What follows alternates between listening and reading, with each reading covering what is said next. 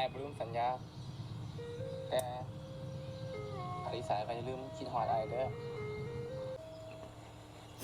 ถึงแม้น้ำคงสบายดีทุกคนและตอนนี้อยู่กับซองอลิสาสาวน้อยเวียงจันทน์นะทุกคน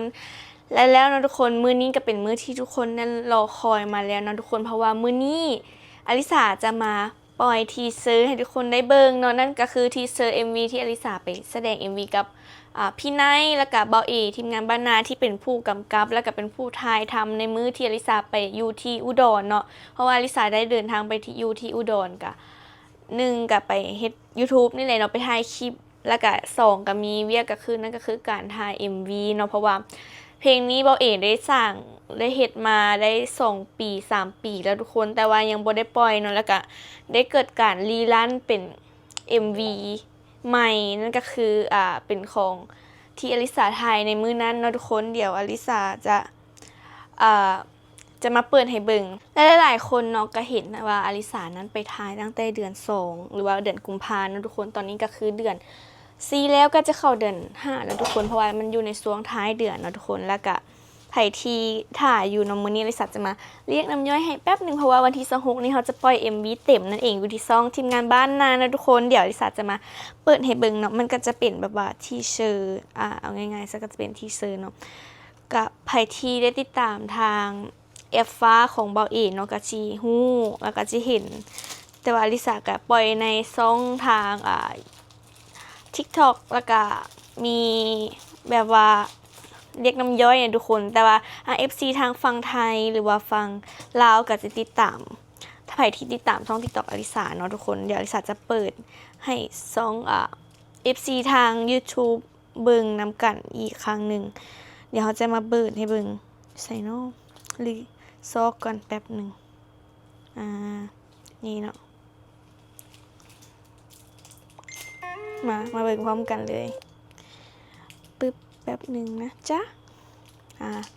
มาจ้ะทุกคนเดี๋ยวจะมาเปิดพร้อมกันเบิ่งพร้อมกันเลยเนาะถ้าไผที่ยังไม่ได้กดติดตามนะทุกคนสามารถกดติดตามได้เลยตอนนี้นะทุกคนแล้วก็ไผที่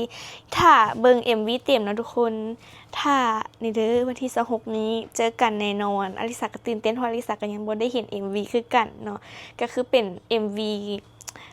แบบเต็มตัวจ้ะไปทุกคนเพราะว่ามันเป็น MV แรกที่แบบอลิสาถ่ายแบบจริงจังนะทุกคนเพราะว่า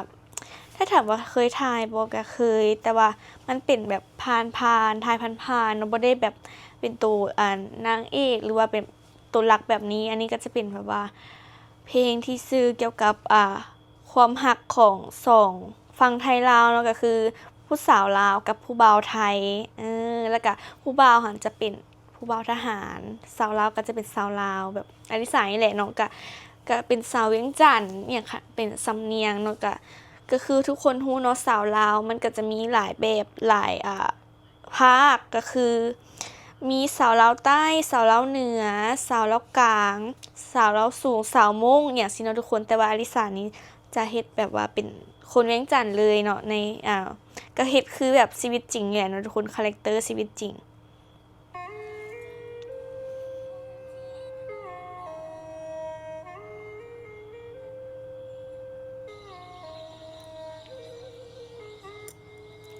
บ่ต้องเสียใจดอก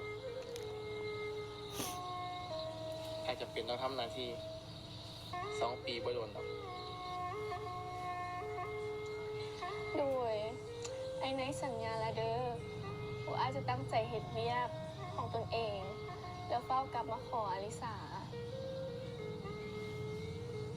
ครับอ้ายบ่ลืมสัญญาแต่อลิสาก็อย่าลืมคิดฮอดอ้ายเด้ออลิสาจะค่ะอย่าลืมคิดฮอดไอเด้อในใจน้องยังคงคิดฮอดอายมือที่อยู่ไกลยังอาวรณ์ฝากสายฝนต่อยส่งข้าวไปหาอันนี้ยายเฒ่าพ่อแม่บ้านนายังรอคอย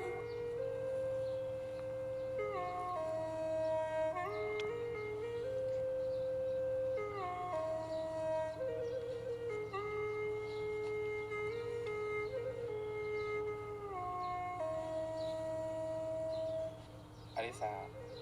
ถึงเวลา ที่ไอ้ต้องไปทำหน้าที่แล้วเด้อ โดยให้อ้ายดูแลตัวเองดีๆเด้ออลิสาขอให้พรหลวงพ่อพระไสย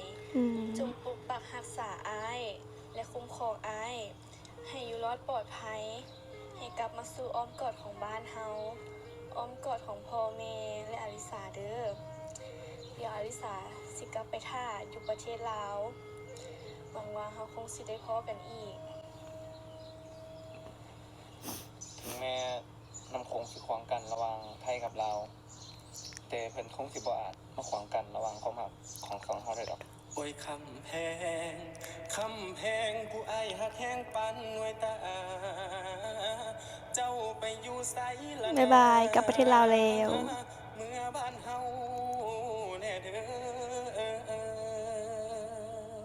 นี่อันนี้ก็คือ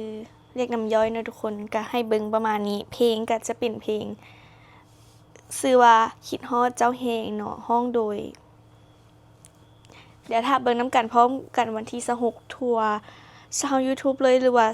ทั่วโลกได้เลยเนาะพร้อมกันเบิ่งพร้อมๆกันแล้วก็ไผที่เบิ่งแล้วก็อย่าลืมกดไลค์กดแชร์แล้วก็เป็นกำลังใจให้อลิสาในเด้อเพราะว่าจะพยายามโปรโมทเพลงหลายๆแล้วก็อยากให้มันเป็นท่าดีแท้อยากให้มันดังจนไปฮอตล้านวิวได้เลยนะทุกคนแล้วก็ฝากเป็นกำลังใจให้สาวน้อยเวียงจันทน์ผู้นี้นี่นะทุกคนเพราะว่าตั้งใจเฮงตั้งใจหลายแล้วก็หวังว่า FC คงจะมักแล้วก็โอเคกับผลงานในวันที่26นี้ที่จะปล่อยเนาะสำหรับใครที่ติดตามเด้อทุกคนอย่าลืมคอมเมนต์แล้วก็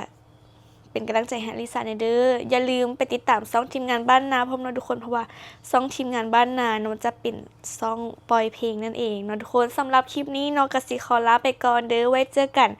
วันที่26เนาะวันที่26อยู่ที่ซ่องทีมงานบ้านนาฝากเพลงคิดฮอดเจ้าแฮงเนี่ยเด้อสำหรับมื้อนี้ขอลาไปก่อนบ๊ายบาย